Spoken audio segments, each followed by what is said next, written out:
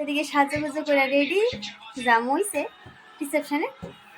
সেদিন গেছিলাম বরযাত্রী আছে এটা যদি রিসেপশনে। এদিকে এরকম একটা জিমিচু শাড়ি পরছে আর এরকম করে রেডি হয়েছিল। তো চলো যাই যাই সেটা কী করে তোমরা লাগে শেয়ার করতেছি।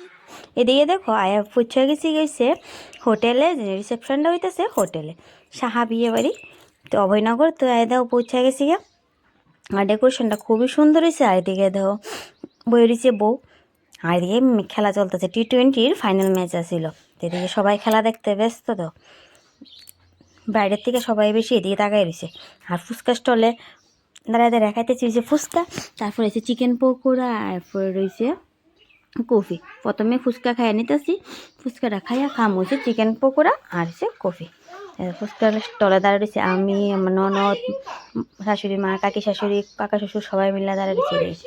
আর এদিকে ফুচকা খাইয়া আয়া পড়ছি এদিকে চিকেন পকোড়া স্টলে। চিকেন পকোড়া নিলাম, কফি নিলাম, তো এগুলি খাইলাম।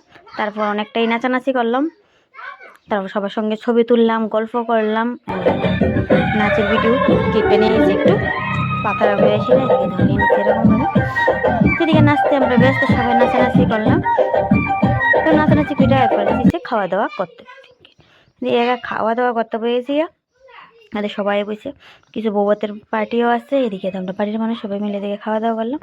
তো খাওয়া দাওয়া করে জামা বসে বাড়িতে খুব আনন্দ করছে আমার এই দেওয়ারের বিয়েতে, আমরা সবাই মিলে সেটা আমরা খাওয়া দাওয়া শেষ সেরে সবাই মিলে যেতে শিখেছে বাড়িতে।